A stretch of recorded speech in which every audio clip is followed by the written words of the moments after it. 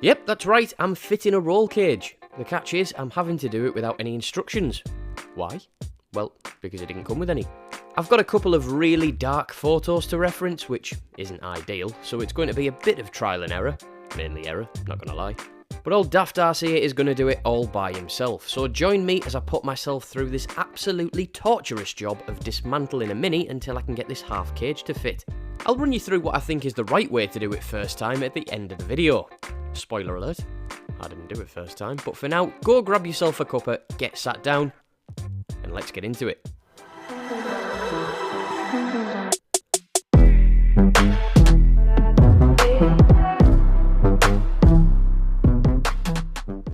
Right, so all of this started in December last year.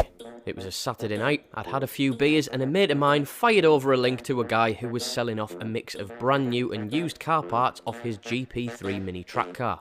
I must have had one too many Cronenbergs, causing my hand to slip and submit a bid on a roll cage and a set of wheels that he had for sale, seconds before the auction ended. I decided not to tell my wife about this horrific mistake that I'd made, and agreed a date and time to collect the parts from the guy off eBay to avoid the embarrassment of telling him that this was all just a big accident. The only catch was that he was down in Devon. So after finishing a gruelling shift at work, I stripped the Mini back to its bare bones.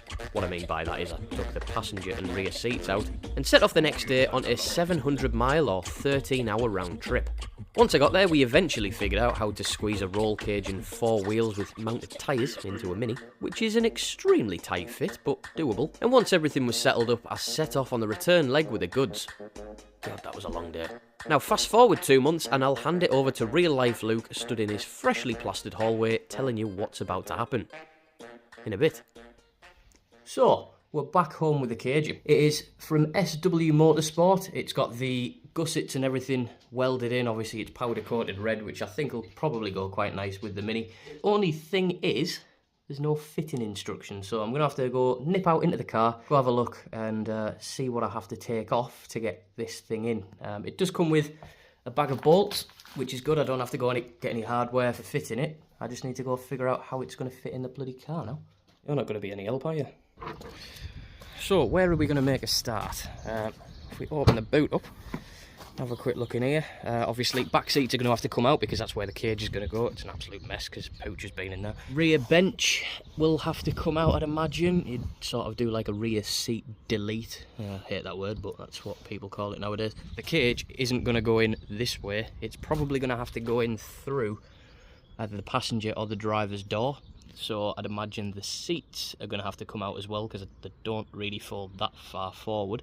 And probably the armrest too, because that is sticking up. So yeah, let's just start ripping things out and see if we can get this cage in. And that's exactly what I did, starting with the parcel shelf and moving onto the rear seats. Now I'd imagine that the vast majority of people haven't ever taken seats out of a car, let alone fitted a roll cage. But on this Mini, removing the seats is such an easy job.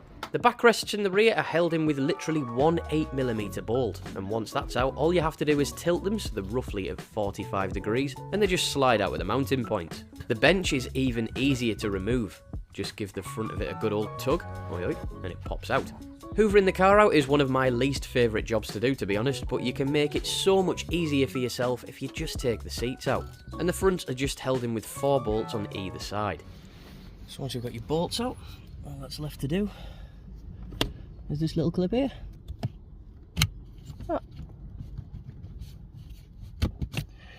Just pulls out and you get your chair out.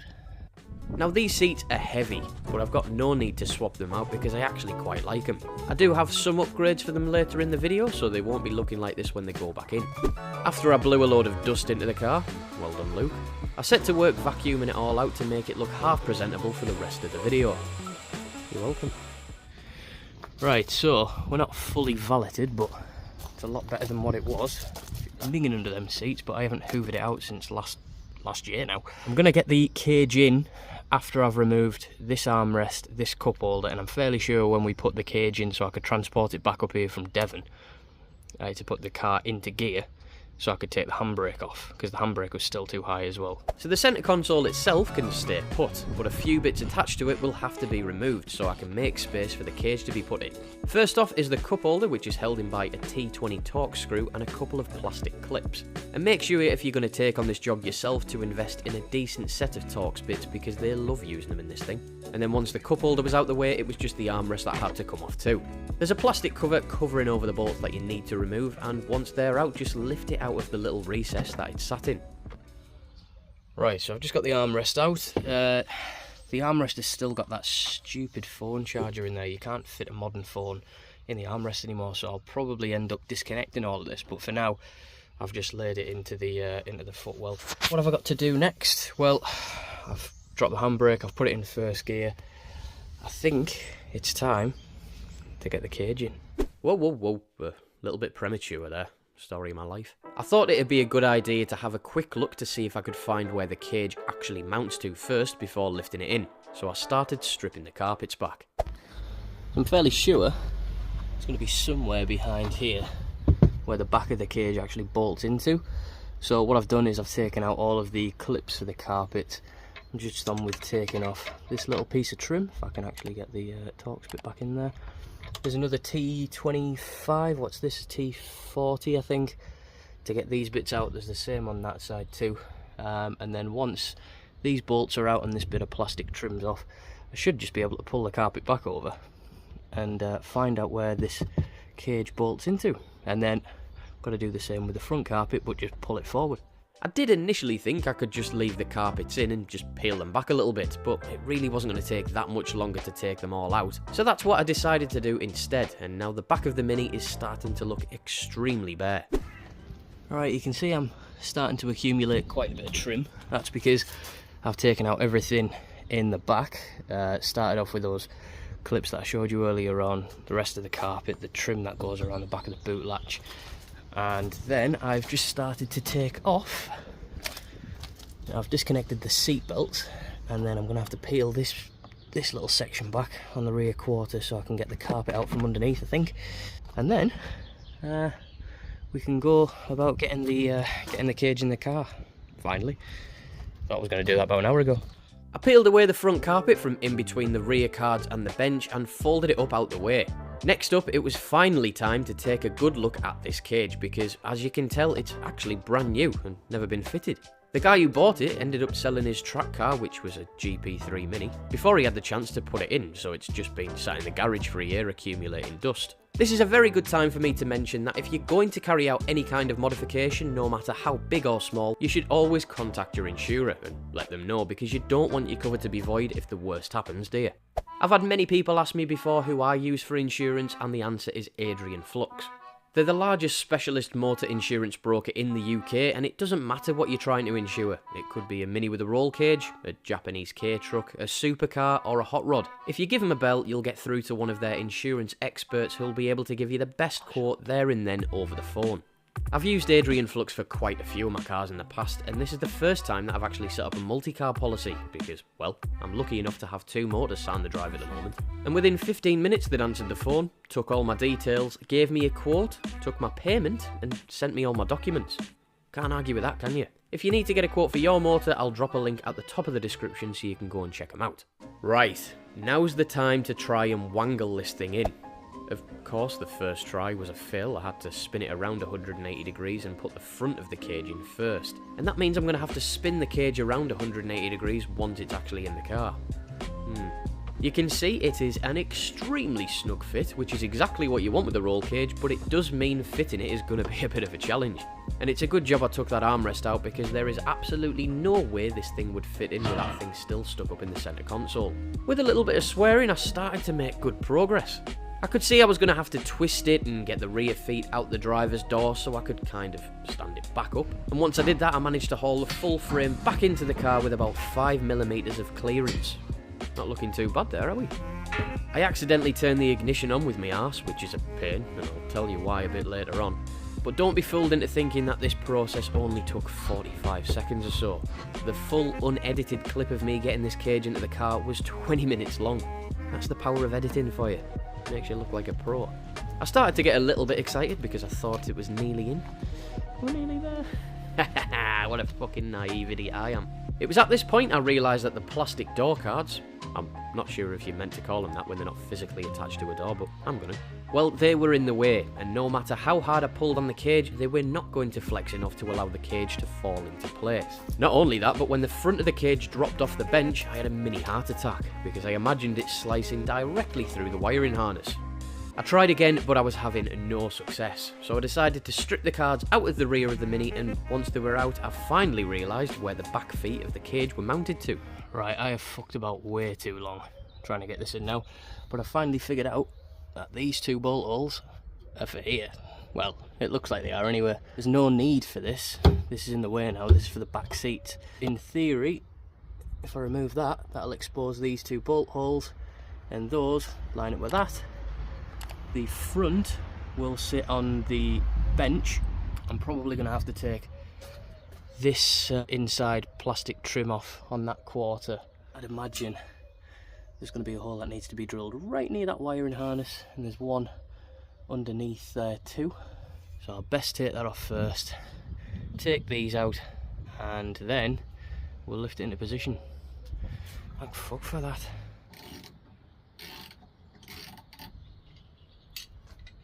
Finally, this is it. So you can tell I've completely stripped the back of the Mini now. Apparently rear carpet wasn't enough, the plastics I've had to take off as well just for clearance, and also if I take you around to the front, you'll see that there are two holes. There's actually a third one on the front, so that hole will line up with that. The bolt that's on the front, you can just about see there, will bolt into there, and then I'll have to drill another hole, but that was completely behind one of those bits of trim. So I'll get you set up, and hopefully this will go in and I wanna. I'm doing my best to jinx it by saying that, aren't I? However, it did actually slide straight in. Funny how much easier this job is when you remove the entire interior of the car, isn't it? Once I got it sat on the bench, I got my bag of bolts, and it was the moment of truth to see if everything lined up. Right, so can't believe I'm saying this, but the cage is in. I've got a little bit of drilling to do. I've put a bolt in either side at the rear. Might as well show you while it's all open still. I've got a bolt in there, everything's square. I'll be able to get a bolt in each hole on the rear feet, which is good. That's all lined up. The front feet, slightly out. I think I probably can. If I had three hands, I'll be able to show you. I can push it down slightly. I think I'll be able to get that bolt in. And then it's a case of drilling those two. Well, say those two. Those four, because there's two to do on that side as well. And then, once that's done, it's a case of putting that back in, putting all that back in. Not the door, but we've got all of the interior trim to throw back in after this. I do just want to make sure that those plastic cards, or whatever they're called, fit back in now the cage is bolted in. I needed to take them out so I could drill and actually get this the back of the cage in, because it was too wide. But yeah, everything's looking good now. It's taken far longer than I thought. I'm about 2.5 hours in now, but I've never done this before. One thing I did forget to mention actually, with this car having the panoramic roof, the roof lining does sit a tiny bit lower than your standard car without the pan roof, obviously, because the pan roof's going to have to take up some room. And boy is she tight. Look at that, mate. Barely get a fag paper in there. So, stroke of luck, it didn't need modifying. I could have potentially chopped the feet off, shortened it, and that would have gave us the clearance, but I'd say it's gone in first time. It's not first time, is it? But it's in. That's the good thing. So, I'm going to have to start drilling now. Before I started to drill the holes for the front feet, I wanted to see if I could fit the plastic cards with the cage in position. And, well, no was the answer. But that sounds like a future Luke problem to me. Once I marked all the holes up, I took the bolts holding the cage in position back out, dropped it forward and started to drill. Luckily, the material we have to drill here is only about 3mm thick, so the pilot holes absolutely flew through. And don't judge me for owning a 𝙁𝙊𝙾𝙊𝙆 drill, not too bad, you know. My Milwaukee hex shank drill bits only went up to 10mm and I needed a 12mm hole, so I had to get the Fisher Price drill out so I could bore them out. After a quick tidy up, we were flying, and on to the next step. Right, now the holes are drilled, I need to figure out a way of getting these back in, but out the way slightly, because I couldn't get them in. I couldn't get the cage in, sorry, when those were in position because this back bar was too long. Not too sure how I'm going to do it, but that's the next step. And then obviously we've got everything else to put back in. I've just noticed that a bird shit on the inside of the car, so get rid of that as well. Cheers, mate. The idea was to put the cards back in, but loose, so I could still move them around a bit when I'm trying to squeeze the cage in, but unsurprisingly, I could see that that just wasn't going to work. I decided to soldier on and just forget about that for now. I wanted to see if the holes that I'd just drilled all lined up, so I set about popping the bolts in. All of the bolts are in. Bolts are in down there too. And same on that side. The only bolts that aren't in, these are the ones that have been supplied. Ideally you need the thread all the way down the shank, or some, I don't know, I don't even know how long those are, like 80mm, 90mm. You could do with them being about 70mm but threaded the full way. When you stick them through the back of the box, this little section here, they protrude out to like past here, so it's a bit stupid really having some bolts that are that long. If I can't swap them out today, I don't think it'd be too much hassle actually getting back to those, because it's only that little bit of carpet that I need to peel back and whatever false floor I put down, and I haven't got a false floor made yet, so I think what I'll do is bolt these ones down for now, grab some of these either later on or tomorrow and get it boxed up.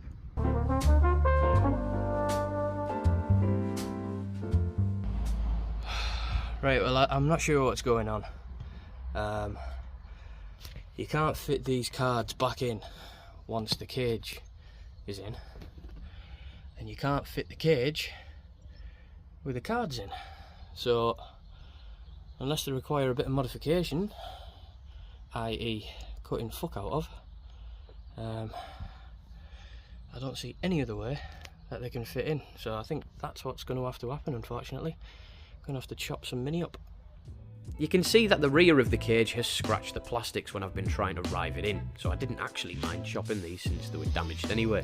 I could have always gone for the bare stripped out look, but I think it'll look much nicer if I can keep it as OEM as possible inside, especially since it's my daily driver. I can always tidy them up a bit and even wrap the damaged panels in Alcantara later on down the line, which will probably look quite good.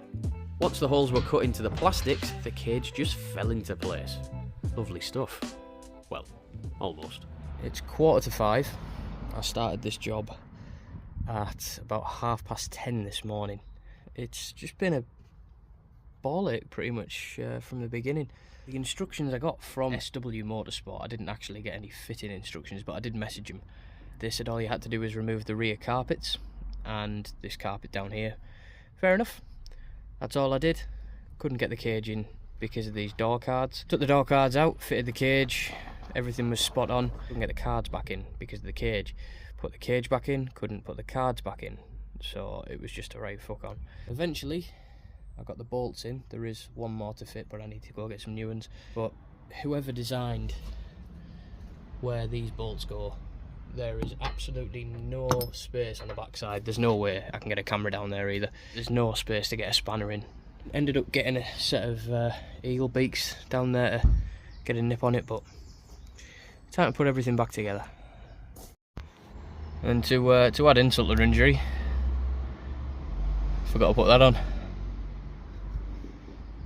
and it won't go on with the cage in the way. So after removing the extremely inaccessible bolts and shifting the cage, I could finally refit the seatbelt surround trims that didn't even need to come off in the first place. Great. I settled down for the night shift with the intention of getting it all finished, but our lass arrived home with fish and chips, so I only managed to get the bolts back in for the cage, so you'll join me the following day with a few jobs left to do. Right, so it's the next morning. It's raining. I don't really fancy working on the car in the rain all day, so I've got a plan. Granted, it would be a lot easier if I had a unit to work on the car instead of just on my driveway, but because I don't, I'm going to put the seats back in, drive it to somewhere that's undercover so I can put the rest of the carpets and everything back in. All of these little brackets and plastics and everything need to go back too, but it's all things that you've seen me remove yesterday now. Can't believe it's taken me 2 days to do this. But because I want to keep these seats, even though they are a little bit heavy, they're just really comfortable, and they've got the heated seat elements, so I think our lass would probably kill me if I got rid of them. I thought I'd do a little bit of an upgrade to the backs of them, because you're going to be able to see the backs of them a lot better now through the cage. SMPS have these on the site. I'll stick a little code up on the screen now if you want to grab them for yourself. It's just going to be a nice little upgrade for the backs of these. So let's get them open, get them on, get the seats back in the car, and then I can finish this frigging job off. Now, I've mentioned SMPS 2012 before. They supply all sorts of upgrades and modifications for your Mini, and I do actually have an unboxing video to film with a few more parts for the car. That'll be coming out very soon, so keep your eyes peeled for that. These carbon seat backs just stick onto the existing seats. It's just a nice little aesthetic mod if you ask me. Before I threw the seats back into the car, I decided it'd be a good idea to refit the trims and seals around the doors, and I also cut the carpet around the feet on the cage. The last thing to do was to bolt the seat belts back in, and once the seat, armrest and cup holder were refitted, I used my 𝙁𝙊𝙄𝙉 scanning tool to clear the code which I accidentally caused by turning the ignition on with my arse yesterday. The car had thrown up 2 codes, one for the passenger and one for the driver's restraint system, because I'd powered the car up without the front seats in. Once those codes had cleared, it was time to turn my attention to the rear of the car, just as it stopped raining and the sun came out. Belter. We're nearly there. Just got these carpets to put back in. Bit that goes over this lip. The false floor I'm going to probably either make, or I know 𝙁𝘼𝘾𝙀𝘊𝙆, the people who made this cage, have made like another false floor to go over the top of the bench to finish it off nicely. Might order one of those. But once these carpets are in, we'll be cooking. How good do those seat covers look? Oh, they look awesome. Anyway, after the carpets and everything else was put back in, this is the final result. I say final result, it's about 90% finished. I want to extend the false floor to cover over the void where the rear seats used to be, tidy up the panels that I'd cut, and I also need to remove the rear seat belts, which I should have done earlier on, but I just forgot. But even with these jobs left to do, I am super happy with the results. Yeah, I did think it was only going to take me about 4 hours, and it ended up taking me 13. And the job would have been a lot easier with 2 people getting the cage into position, just so I didn't have that constant fear of dropping it through a window, but I suppose I can say I've done it all myself now, eh? After that, you probably sat there thinking to yourself, well, it looks cool, but why? Well, I've always admired the GP cars, but I couldn't justify spending 40 grand on one. Plus, the new GP3s only come with an auto box, so surely you can build something just as good, but for half the price. If you want to see a comparison video between a regular JCW Mini like mine and a GP3, then let me know down in the comments and I'll get one arranged. Well, I hope you enjoyed that. I certainly didn't.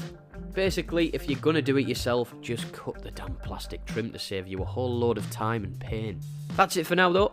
Thanks for watching, especially if you got this far. You've been asking for longer videos, so I thought I'd give it a go, and if you want me to keep making longer content, make sure you drop this video a like, and I'll be sure to make more like this in the future. Subscribe to the channel for more videos just like this. There is plenty of content on the channel if you want to go over there and keep yourself entertained for now. And yeah, I'll see you in the next one. Bye.